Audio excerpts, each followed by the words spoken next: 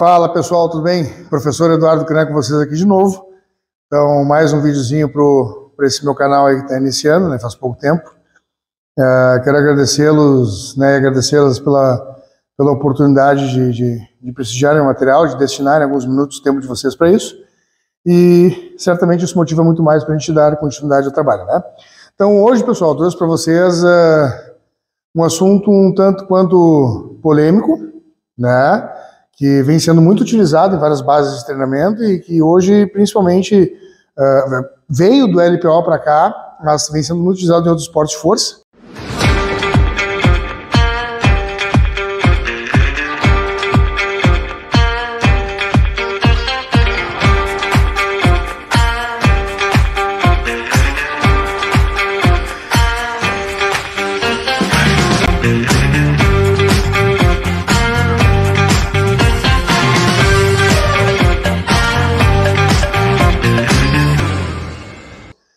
Mas existem uma série de vieses de controvérsias na hora da gente utilizar esse padrão de avaliação, né? Principalmente quando a gente fala em treinamento de força, que é o RPE ou a sensação subjetiva de esforço, né? O RPE ou a sensação subjetiva de esforço, né? Mesma coisa. Então, assim, pessoal, toda vez que a gente for utilizar a sensação subjetiva de esforço ou RPE, a gente tem que ter em mente algumas coisas, tá? Então, é preciso entender que não é todo mundo que tem consciência corporal suficiente para isso. E consciência corporal é algo que vai se atingindo com demanda técnica. E a demanda técnica ela vai se atingindo com um padrão específico de gesto motor, cujo qual é repetido insistentemente várias vezes, para que a gente consiga adquirir e buscar automação motora. Quando a gente busca automação motora, a gente fala de consciência corporal. Não tem como a gente desligar uma da outra. Nesse sentido, a gente tem algumas estruturas do nosso cérebro que vão fazer parte dessa junção, dessa conjunção entre consciência corporal e automação motora. A automação motora, existe uma pequena diferença entre elas. A consciência corporal é a forma como a gente entende o movimento, sente o movimento, que é o RPE, uma sensação subjetiva de esforço, que vai estar ligada também aos percentuais de carga, e ao esforço máximo, mas para isso a gente precisa ter a automação motora e a própria consciência corporal para ter exatidão na hora de precisar esses percentuais dentro dessa sensação subjetiva de esforço que a gente tem na hora que a gente vai fazer um determinado movimento ou um determinado gesto, seja ele de um lift principal, agacho, supino, terra, um hack squat, leg press, uma elevação lateral, enfim, até na musculação de uma forma geral, né? Por isso que é muito importante a gente tratar desse assunto. Então, quando a gente fala da automação motora junto com a consciência corporal e desenvolvimento técnico, a gente tem que entender que o treinamento de força ele é uma condição neuromotora, né? Então, força nada mais é do que massa por aceleração, e a nossa capacidade de recrutamento de unidades motoras para propagar uma contração muscular, ela se dá por essa eficiência na hora que a gente vai fazer uma força, para vencer uma determinada resistência. Então, às vezes é um pouco redundante, mas é que não tem como explicar de outra forma, né? Então, força é massa por aceleração, né? E quando a gente fala de capacidade neuromotora, né, a gente fala de melhor e mais eficiente recrutamento de unidades motoras para vencer uma resistência em específico, tá? E aí a gente tem vários tipos de produção de força absoluta, força relativa, resistência de força, enfim. Depende muito da literatura que vocês vão utilizar, o esporte cujo qual vocês vão abranger. As estruturas cerebrais que vão estar relacionadas com isso, cerebelo, córtex pré-frontal, córtex motor, engrama motor, enfim, estruturas, né, estruturas específicas do nosso cérebro que vão estar ligadas diretamente com essa produção de gesto motor. Então, se a gente não estimular essas estruturas, córtex pré-frontal, córtex motor, cerebelo, engrama, a gente não vai conseguir desenvolver o gesto motor de uma forma possível. O que a gente vê nas academias de uma forma geral? O que a gente vê na hora de outros profissionais ou outros profissionais prescrever um treinamento? A gente vê uma mimetização do movimento. A gente vê o profissional mostrando como se faz, mas ao mesmo tempo, dentro de um processo pedagógico de ensino-aprendizagem, ele não utiliza outros mecanismos, ou ela não utiliza outros mecanismos para que a gente consiga desenvolver mais essa consciência corporal, ou seja, outros estímulos externos. Não só o visual, o auditivo, o tátil, ó, cuida, vai fazer uma elevação lateral, levanta mais um pouco o cotovelo. estende um pouco mais o cotovelo, encosta nas costas, aduz um pouco mais a escápula, estufa mais o peito, enfim. Existem várias outras formas de a gente gerar estímulos que vão facilitar que a gente consiga ter esse processo pedagógico de ensino-aprendizagem com maior eficiência. E em se falando nessas estruturas cerebrais, juntando com a nossa consciência corporal, juntando com essa automação motora, que vai em cima de repetição, repetição, repetição, repetição, repetição, para o corpo gravar o movimento, decorar o movimento, a gente tem que também mostrar para essa pessoa que ela precisa sentir o movimento. E aí começam a entrar as particularidades e as especificidades que vão nortear o RPE e a sensação subjetiva de esforço. A gente precisa sentir a carga. Só que para sentir a carga, a gente tem que sentir o movimento, porque o movimento vai estar correlacionado com aquela carga. Não tem como a gente dissociar corpo e mente numa sensação subjetiva de esforço. E aí, a gente precisa da literatura específica do treinamento de força para ter um norte para explicar também quanto mais ou menos a gente consegue dentro de cada escala subjetiva de esforço que a gente vai preconizar para traduzir o percentual adequado de treino. Por exemplo, um @7 seria semelhante a 70%, um @8 seria semelhante a 80%, um @9, 90%, um @5, fácil, 50%, ou grau 5 de dificuldade, grau 6 de dificuldade, grau 7. Mas se a gente levar isso para números percentis em decimais, a gente vai passar para os percentuais que a gente utiliza no treinamento de força básico. Aí vocês vão ver no Pierin, Platonov, Zatsiorski, Verkhoshansky, Matveyev, Start Strength, Barbell Medicine, Juggernaut, Mike Tuchir. Esses primeiros que eu falei das escolas mais tradicionais do leste europeu, de treinamento de força, e depois a gente começa a vir para as escolas mais contemporâneas que usam muito o RPE, que são as escolas inglesas, canadenses e até dos Estados Unidos, tá? Então aqui, ó, o que eu botei para vocês aqui? Eu botei a correlação dos percentuais de carga com RPE. Então, para a gente saber o que é um RPE correto, a gente tem que saber dentro da literatura o que um atleta ou algum aluno de vocês, né, consegue dentro desse percentual de carga ter a sensação do que ele poderia fazer. Fica mais fácil da gente explicar para ele, porque se a gente pegar uma pessoa... Pessoal, eu tenho 20 anos de área, praticamente. Vou fazer 21 agora, em dezembro, tá? Quem trabalha em sala de musculação aqui como personal, como treinador, ou até como professor ou professora de sala, sabe que às vezes uma pessoa senta numa cadeira extensora e não sabe o que tem que trabalhar lá. Tipo um exercício monoarticular. Por mais que esteja leve, ou até mal regulado o aparelho, tu vai sentir um pouco do quadríceps. Tem gente que pergunta, o que eu tenho que sentir aqui?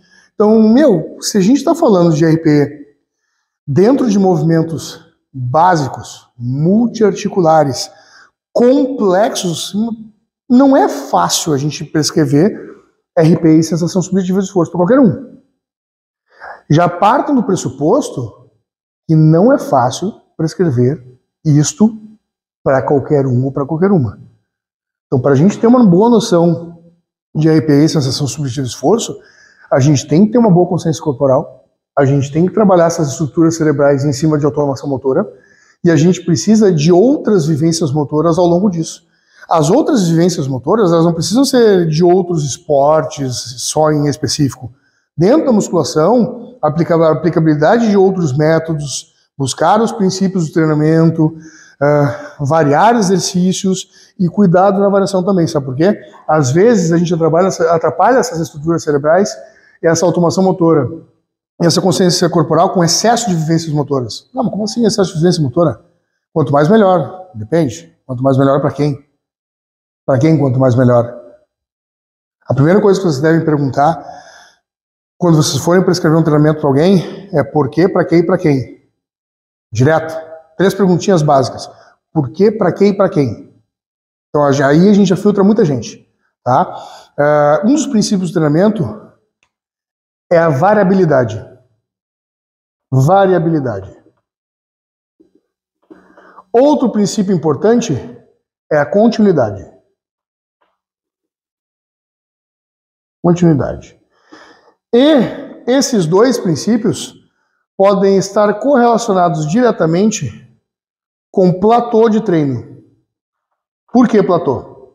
Já vou explicar para vocês. Quando a gente varia demais, muito importante, viu? Não podemos esquecer. Tem um terceiro princípio aqui, ó, adaptabilidade. Desculpa, ele se fazia muito importante, acabei me esquecendo dele. Muito importante para essa explicação, tá? Esses 3 princípios do treinamento, tá? Adaptabilidade, variabilidade e continuidade, eles vão estar completamente ligados a um platô de treinamento. Que vai ter a ver lá na frente com RPE, consciência corporal, automação motora e estruturas cerebrais. Por quê? Quando a gente varia muito as sessões de treinamento, quando a gente varia demais, a gente não consegue adaptar o nosso corpo a determinadas linhas de movimento. Então, por exemplo, não adianta eu agachar 2 semanas e não agachar mais. Só daqui a 3 meses de novo. E assim como não adianta eu agachar todos os dias e não cadenciar isso, não periodizar isso, e de certa forma eu vou entrar em platô nesse movimento. Eu vou ter um desenvolvimento nele, principalmente técnico, mas depois, em um determinado quadrante dele, eu começo a entrar em platô e posso até começar a diminuir o rendimento em cima desse movimento. Então a gente tem que ter um equilíbrio entre variar exercícios para que a gente consiga ter mais vivência motora.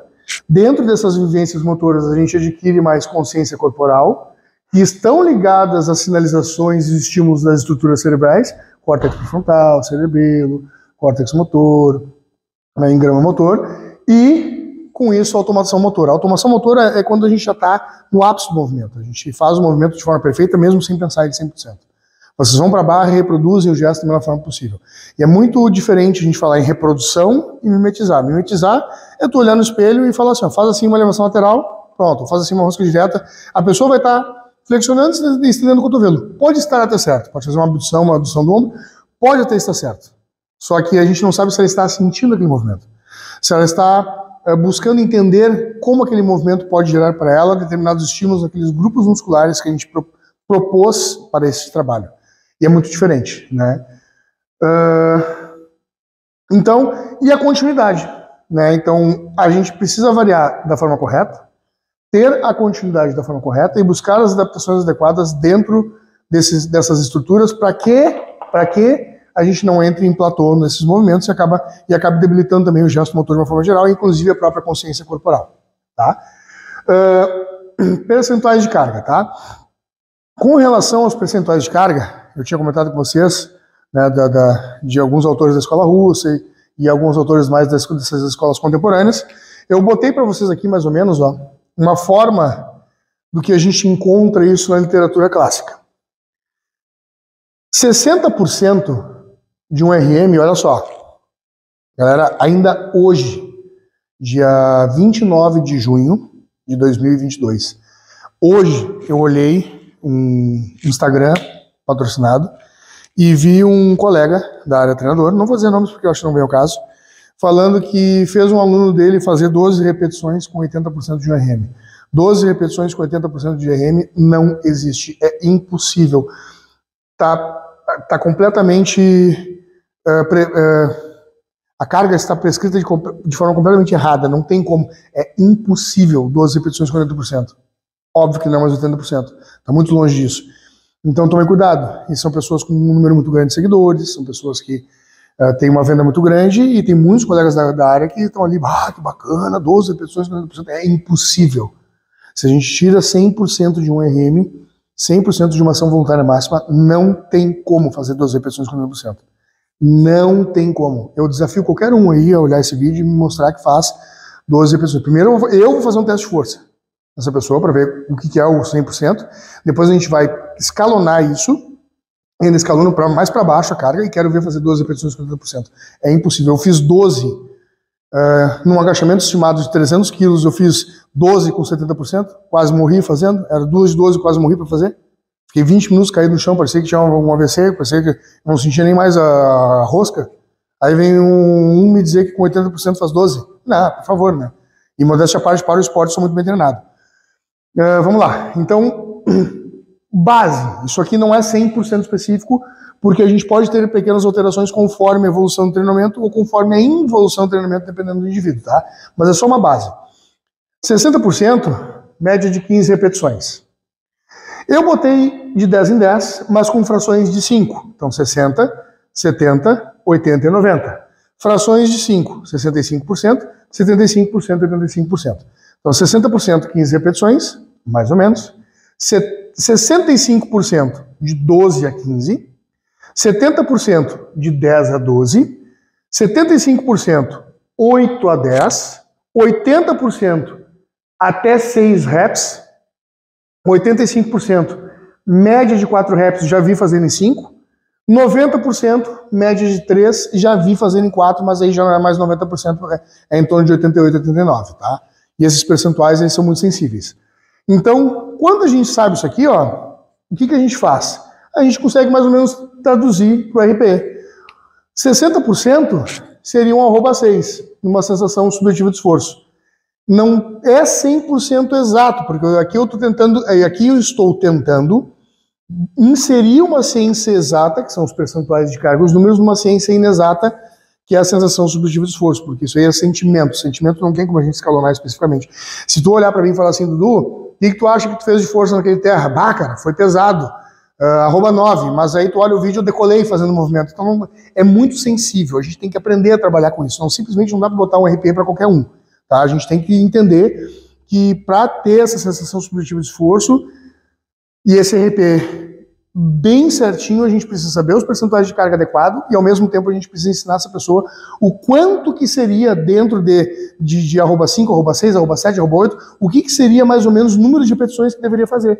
Porque a gente consegue facilitar o trabalho do entendimento do gesto do próprio corpo, do esforço que está sendo feito pelo próprio corpo naquele movimento, seja ele principal ou acessório.